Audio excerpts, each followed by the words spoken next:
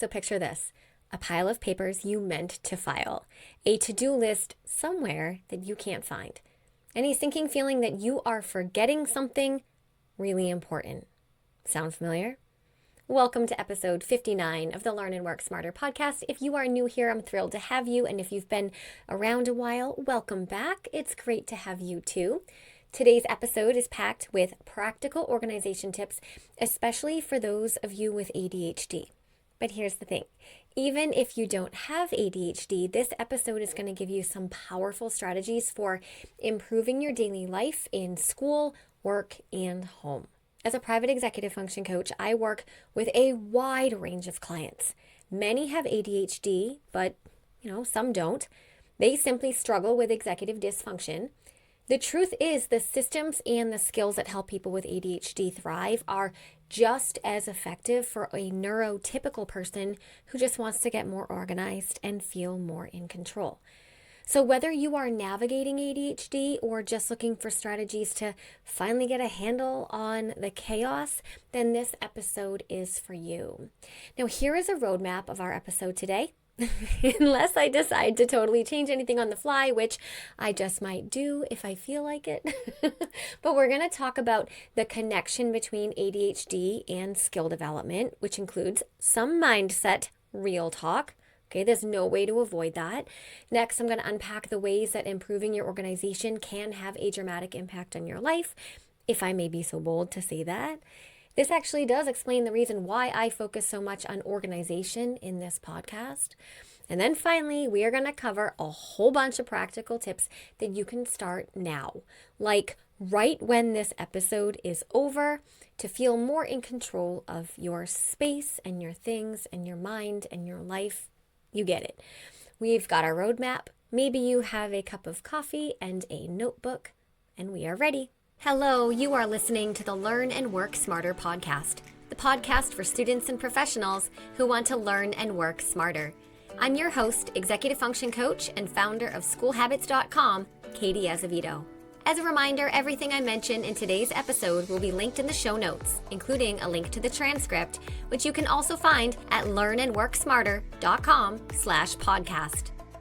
Okay, so as promised, we're starting with some real talk about ADHD. If you have ADHD or you know somebody close to you with ADHD, you know that it can lead to very frustrating situations. There are very real biological and anatomical differences between the ADHD brain and a non-ADHD brain. And anybody who makes the claim that people with ADHD just need to focus harder or try harder absolutely do not understand the neurobiological origins of ADHD, and you're going to turn around and walk away, okay? But with that said, ADHD is absolutely not a free ride past go. It is not a free ride that excuses people from needing to develop skills and systems. In fact, people with ADHD need systems and skills explicitly taught to them more than anyone else does. I can't tell you how many clients that I have worked with who, when we began our work together, had significant struggles in their school or their work life and were suffering as a result of their lack of executive functions. Mismanaged time, struggling to stay on task or even initiate tasks, struggling to estimate time, to plan, to organize their systems and tasks and materials. And what they would tell me early in these sessions is that is just the way that they are. I'm a disorganized person. I'm not good at time management. I've never been able to focus. I would hear this all the time. And part of those statements are true because it is the reality that someone with ADHD has a different set of neurotransmitters, a different cocktail, so to speak, of those neurochemicals. And that can directly impact someone's ability to focus and stay organized and manage their time and all their things. Again, that needs to be made so clear here, okay? ADHD brains are different. But the clients who have the most success over our time together are the ones who are open to learning ways to implement systems that work for them. They want to get better. They have a growth mindset that it is possible to improve the way they are doing things because nobody is going to do it for them. Okay, they can say, okay, I am a disorganized person because I haven't yet found an organization system that works for me. I've never been able to focus because I haven't yet learned tools that work for my brain. I am not good at time management because I have never been taught yet what time management even means, let alone how to do it in a way that works for me. And heck, I have never been taught how to evaluate what works for me in the first place. We're actually going to talk about that in a bit. So if you're listening to this today and you have ADHD and you have thought to yourself, this is just the way I am always going to be like this. There is nothing that can help. I've tried it all. Challenge accepted. No, you have not tried it all. Okay. Then this is your number one job. Okay. My number one ask of you is to listen to this episode with an open mind. I have worked with thousands of people. And as I said, a giant chunk of those people have ADHD. I have a master's degree in special education and my specialty is ADHD. I am not a physician, and so I do not provide medical advice or medical interventions, but take my word for it and all of the words of all of the people who've been through my programs that ADHD is not a death sentence and it is 100% on you to change the way you operate, and you can do that. It's hard. It can take time. It will take time. There is a ton of trial and effort. There's a ton of trial and effort involved, which means you need to show up with a whole suitcase of resilience. But you can do this. You've got this. And we are going to start with organization. Now, of all the executive functions that I could have started with, why am I starting with organization? Great question. Organization is an area that can provide immediate positive feedback and yield immediate improvement, which can lead to an opening of the mind about other areas. In other words, organization, once it's, locked in, can have an immediate impact on your daily operations, and then this builds momentum. I also think it's important to understand how essential organization is to our daily operations, whether that is at home or school or at work. So many different parts of our lives and our various roles are negatively impacted without organizational systems. We lose things. We forget things because, as we all know, out of sight, out of mind. We become undependable. We can develop a reputation for forgetfulness and chaos. It can lead to our own inner shame, and that's exacerbated by the judgment that we perceive from others. In school, disorganization can lead to missed assignments, misplaced resources, mixing up schedules, and not being where you're supposed to be when you're supposed to be there. Missing important information that came via email and getting confused whether that super important thing you saw was on a piece of paper or in a text message or maybe in your school portal or in an email or shared verbally in class. Inside School Habits University, my online course for students, I dedicate an entire module to multiple organization lessons and systems because it is that important. At work, disorganization can lead to missed deadlines, not being prepared for meetings and presentations, asking the same questions over and over again, which gives the impression that we're not resourceful, and that is certainly not the impression that we want to give at work. It can lead to making projects and initiatives so much more stressful than they need to be because we can't keep track of all the moving parts. So being organized is more than having all your things in neatly labeled containers. In fact, I make the argument that that's not the approach at all. We're going to talk about that later in the episode. Also, episodes 41 and 42 are a two-part series in which I share 100 organization tips for school and work. It's kind of a quick hit episode. Like the first episode, I go through 50 tips. In the second episode, 42, I go through another 50 tips. If you like the tips I share today and want to get even more granular, check those out. The links will be below in all the places. Okay, so I realize that starting the episode this way makes disorganization very doomsday-ish and dramatic, but the reality is that being disorganized at work or school or at home can actually have consequences that go far beyond just losing the thing that we're looking for. Being disorganized can directly impact our credibility and our academic or career success, and then from there, it can shatter our confidence and mindset. Okay, I think I've, at this point, made my point. So let's talk about some key organization tips that people with ADHD often find very helpful. Tip number 1, aim for one location to store things. Now, disorganization often stems from having your things in too many places.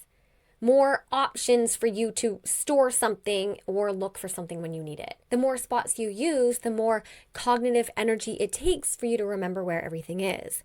That's why aiming for one singular place for each category of items at school, work, or home can simplify your things and help you stay organized. Now, everything is better with examples, so I'm going to go through a few examples here so you can understand how this tip actually works in real life. So let's talk school materials, okay? Instead of having multiple binders or notebooks for different subjects, try using a single 3-ring binder with dividers, or a single 5-subject notebook with sections for all of your notes. This keeps everything in one spot so you're not scrambling to find the right one when you need it. I have a student who is currently a senior in high school. We started working together when he was just entering 6th grade, so he was like 5th grade. And for years now, he has been using the same notebook system. I mean, he gets a new notebook every year and sometimes like halfway through the year. But anyway, it's the same note-taking system. And I have absolutely no doubt that he's going to carry it with him into college. We figured out years ago that he benefited from having only one singular notebook. Not a 5-subject notebook with dividers or anything like that, but a single, very fat notebook that he would use to take all of his notes for all of his classes. Okay, there's a catch to this though. Whenever he would need to take notes, he would just flip to the next page, no matter what class it was. He'd write the date at the top and he would take his notes for whatever class he was in. And then he would go to another class. He would just flip the page and then take notes for that class, even if it was a completely different class. He's not flipping to another section. And that works beautifully for him. It might not work for everyone, but this student never once had to wonder where he put his notes. All right. Another area to consider reducing to one location is mail and incoming papers. You can designate one paper tray or inbox for all incoming papers like bills, assignments, kids' works, mail, things like that, depending on what stage in your life you're at. All right. Process it regularly, but that always starts with having one spot. Probably kitchen counter or a dorm room surface, right? Again, depends on what, status in life you're at. I have a whole episode on paper organization. I can't remember the episode number off the top of my head. Shoot, I should have done my research before I recorded that. I will leave the link in the description box below. And of course, learnandworksmarter.com/podcast/59 is where you can find all these links. All right, keys and out the door essentials. Choose one tray, bowl, or hook near the door to leave your keys, your wallet, and your other daily essentials that you typically grab when you leave the house or when you leave the dorm. If there are multiple people in your household, you can still try out a single basket where everybody throws in all of their things. Okay, and we're going to talk more about that in a bit, but I don't recommend a basket with a lid or a cover. Okay, you want to make this as simple as possible. Hooks can work very well for some people. It depends what these out of the door essentials are. If you're hanging a coat, a backpack, and like a door key that's on a lanyard, a hook can be awesome. But if you're, have like a chunky wallet and your keys are not on a lanyard, then a hook wouldn't work for you. Okay. Laundry. Stick with one hamper, even if it's in a unique spot, like under your desk or in the middle of the hallway. The goal here is to make it easy to use consistently. Now, I'm not saying that everybody needs to go have one hamper, okay? I'm just giving these examples so that you can visualize what I mean when I say have one place where you store things, okay? Speaking of laundry, would it actually be the end of the world if everybody's laundry got thrown in together? Does every person in your household need a separate laundry bin? Maybe, but maybe not. Are you one of the people who has a laundry basket in the bedroom as well as one in the laundry room? Do you need both? Or is one in the bedroom the most sensible? Again, these are just questions. Okay, we're actually going to come back to laundry because I thought of another example that I'm going to use for a future tip. But you're like, you didn't know you showed up today for laundry advice. But charging stations. Okay, can you have one place where all your devices get charged? Whether it's a desk, a nightstand, a kitchen counter, doesn't matter. Keep all the chargers and cables there to reduce the chaos. Between cell phones, tablets, headphones, RC toys, Kindles, I feel like everyone in my own home is constantly charging 1,000 different things. I don't even consider my family a device family because my teenagers don't even have their own iPads or laptops or anything. Spare me the comments on that, okay? They have the rest of their lives to have an iPad. But recently we bought a charging station thingy to keep in our kitchen. And there are plug-in things for all kinds of chargers. The USB-C, the USB-A, the USB-B, the ABC, the DEF. I literally don't know. I think you could like launch or charge your rocket ship from this charger thingy device. If you guys were to go to Amazon and try to find the thing that I'm looking for, and you're like charger thinging with USB-Bs, probably not going to find it if you search for it like that. But now nobody is wondering what outlet some random device is charging at. It's all in this one messy corner of my kitchen, but at least I don't have, rogue cords coming out of every outlet in the entire house. Okay, your backpack or your work bag. Using one main bag for school or work or daily errands can help with organization. Now, let's talk about work bags to start. Do you need a work bag, a pocketbook, a lunch bag, and a gym bag? Again, these are just questions. Or can you get one big bag that has a wallet compartment that can fit your lunch, that can store your sneakers for your spin class after work? Right? Do you get my point? These are just a few examples, and I'm sure that you can think of so many more. But let's talk about why this approach works. Having one spot to go for each category eliminates decision fatigue and cuts down on the frustration of misplaced items. It's especially helpful for people with ADHD who may struggle to remember where they put things or to follow overly complex organization systems. No more, where are my keys? They're in the basket, like they always are. Okay? And the basket is in the easiest spot in the world for you to access. Now, the key is to choose spots that are convenient and easy to maintain. If you're one singular place that you've chosen, you find that it's not working over time, don't be afraid to adjust it until it fits your natural habits. Now, another strategy I like to share with my private clients, and I'm pretty sure I've shared it here too on the podcast, perhaps in episode 9, that is one that I remember off the top of my head, that was called the 3 most important areas to organize. That is to store items no more than 2 touch points away. So essentially this is tip 2. Store things 2 or fewer touch points away. Every time we need to open a door and remove a folder or remove the lid from a storage container, we are creating friction, and friction destroys organization. Friction and ADHD are arch enemies, right? If you have a particular category of things that you use often, like certain school or office supplies, or even makeup, if we're talking about our home space, try to actually count how many touches you have to do in order to access that item. If there's more than 2, see if you can remove a touch point. Can you store items in open containers with no lids? Maybe you don't need to store things in a folder, in a file cabinet that's tucked inside an office closet. I'm doing the math here real quick, but I think that's 3 touch points. Keeping things to 2 or fewer touch points not only helps you access what you need when you need it, but it also increases the chances that you're going to put it back when you're done with it. If you took something out of a box that was inside a closet, that was at the bottom of a pile, that would be so super annoying to put it back when you're done. So of course you're going to leave it on the counter. Also, storing things too far deep out of our sight just validates the theory of out of sight, out of mind. If you have ADHD, you know that you often have to see something in order to remember that it exists, right? All right, moving on to organization tip 3, which is to store items vertically. This is opposed to storing items horizontally.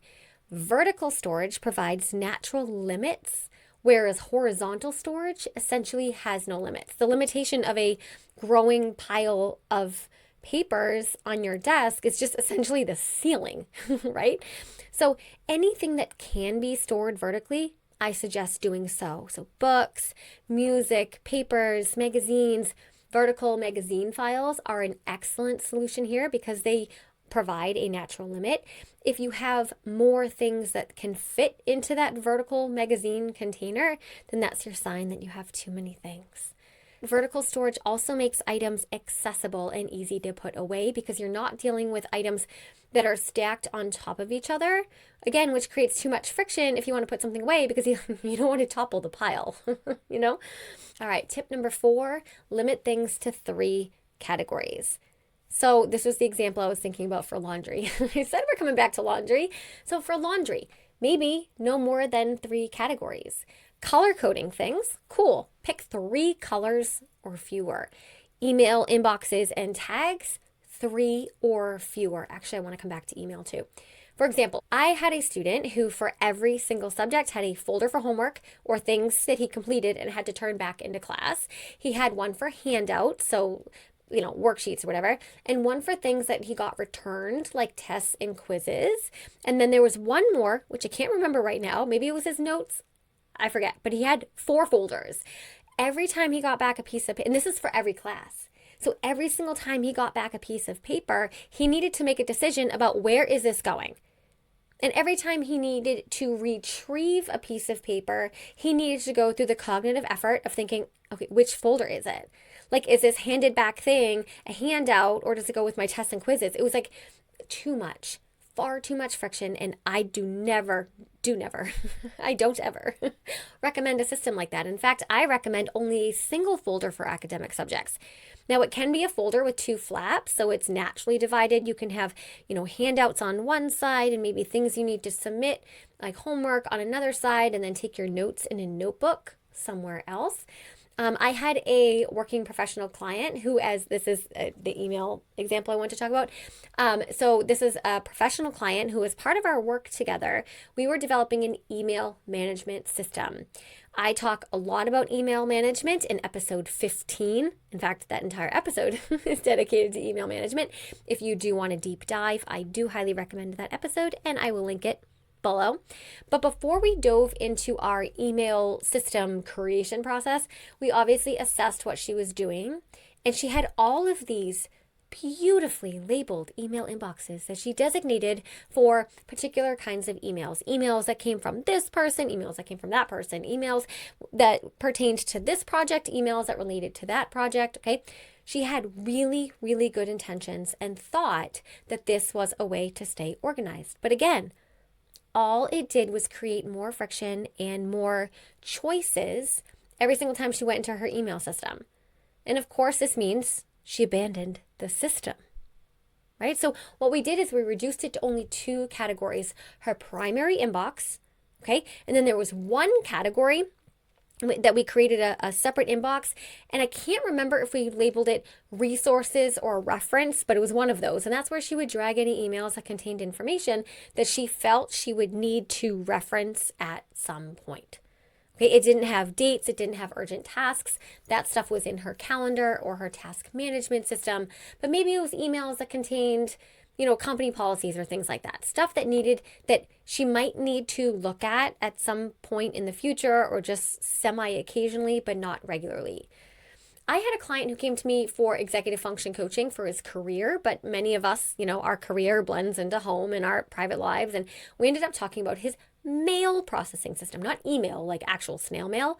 And every time he got the mail from the mailbox, he would sort it into multiple piles. There'd be a pile for his wife's mail, a pile of bills, and kind of like urgent things he needed to pay, and then a pile for mail that needed to be filed away.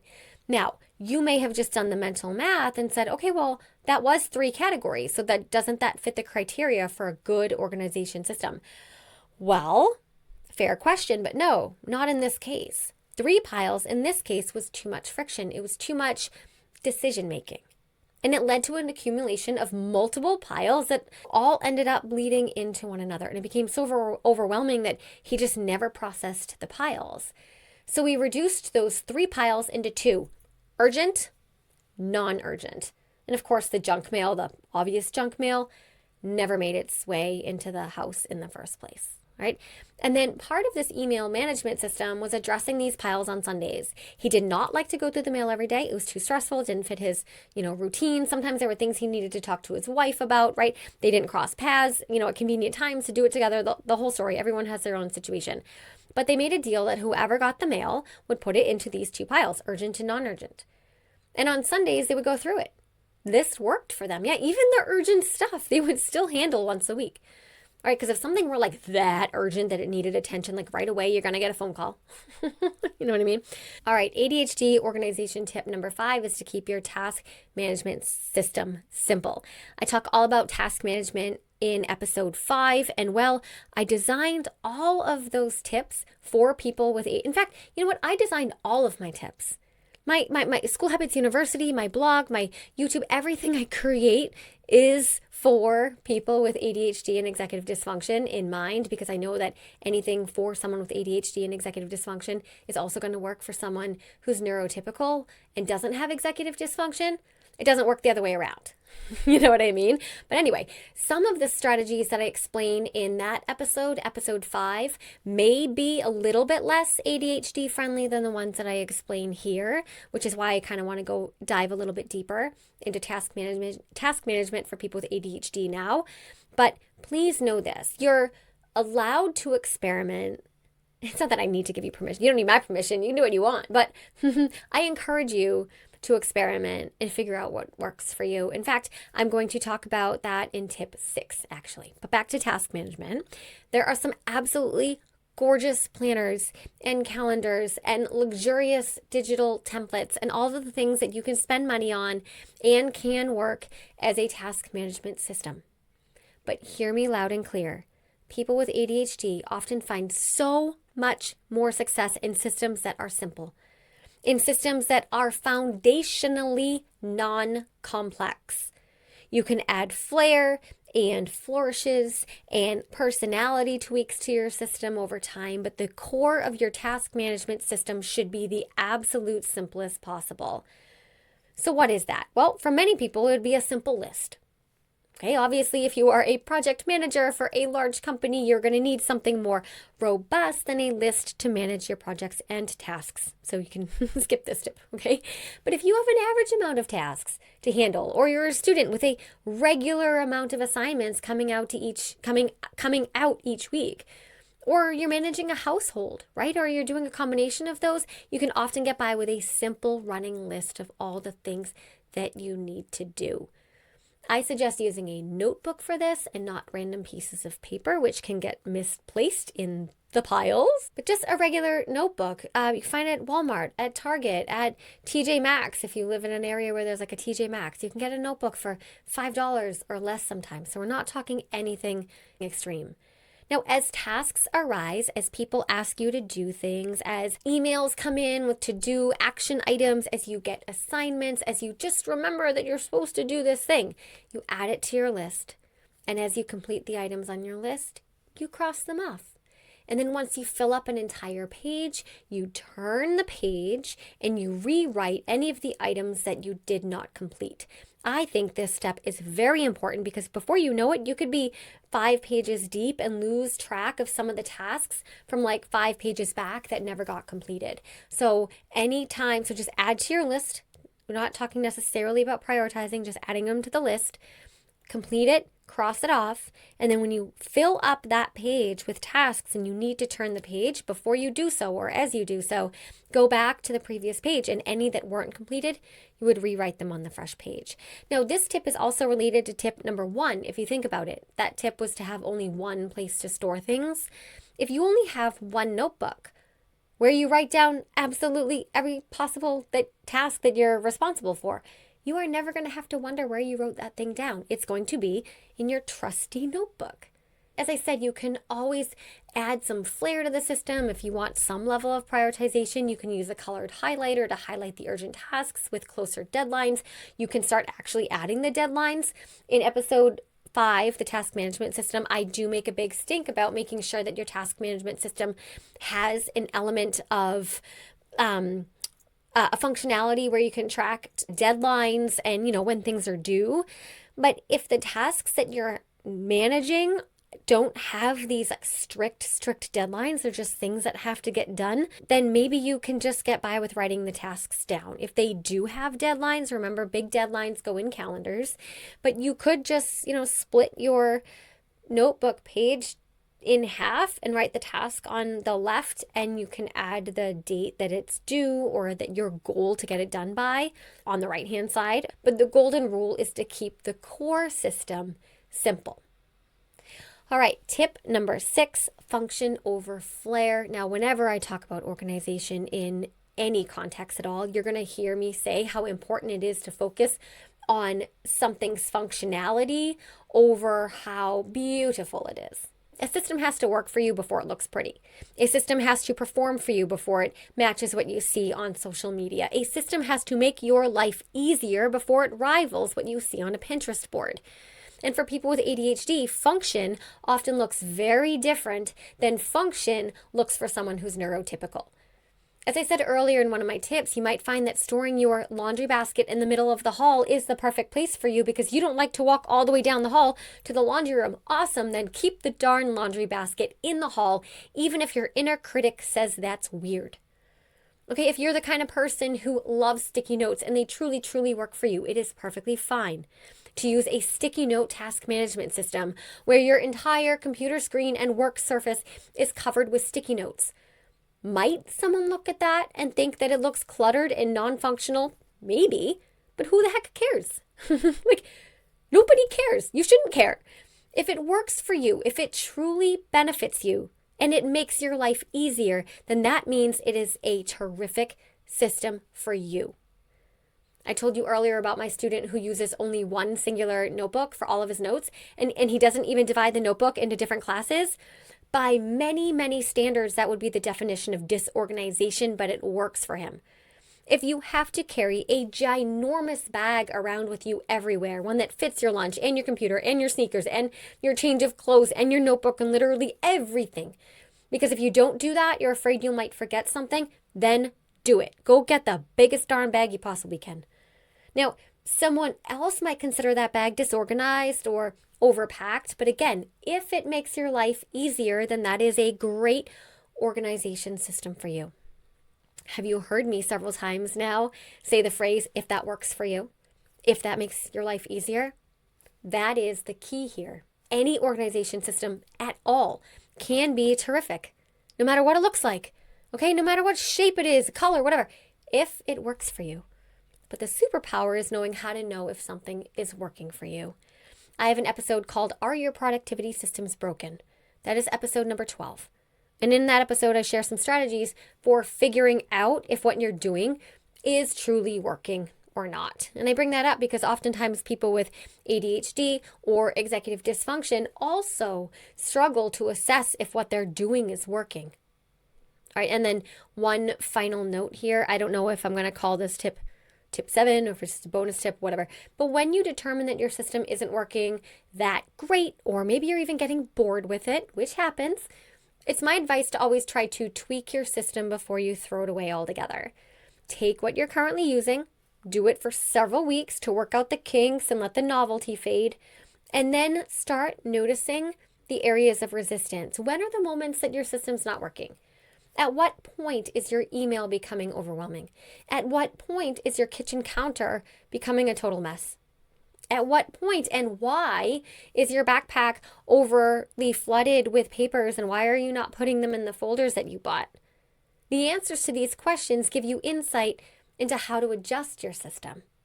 So for example, if you got yourself some really, really nice folders for your school papers and you only use them, let's say for 2 weeks before your backpack explodes again, and maybe they were the wrong folders, and maybe your backpack was too crowded with other things that it made the folders hard to access when you needed to put something away, so therefore you just crammed it in the bag. You see what I'm saying? You have to commit to a system for a certain amount of time in order for the points of resistance to show themselves. And you got to be on the lookout for that. When you find yourself not reaching for your task management system or your agenda or your homework planner, or not taking that piece of mail that's in your hand and putting it in the right pile, when you find yourself not putting your dirty clothes in the hamper, why? Can you move the hamper closer? Does it need to be in another spot? Right? These are the questions you need to ask yourself. All right, my friends, I am ready to land the plane and wrap up this episode here, but I do want to remind you that a transcript of the episode is available at learnandworksmarter.com/podcast/59. That's also where you can find all of the links that I mentioned today. I'm going to do a super quick recap of the strategies we went over just to refresh your memory, because I have been talking for a while. Tip 1 was to aim for one location to store each category of things. Tip 2 was to store things 2 or fewer touch points away. Tip 3, store items vertically if possible. Tip 4, limit your things to 3 categories. Tip 5, keep your task management system simple. Tip 6, choose function over flair. And a bonus tip, tweak before throwing away your whole system. Before you go, I'd like to ask you for a small favor. If you're watching this on YouTube and you haven't yet subscribed, could you please do so? That helps put my show in front of more people who might find it helpful. Or if you are listening in a podcast app, I would absolutely love if you could share the show with somebody that you think would like it too. Thank you so much for listening. And remember, never stop learning.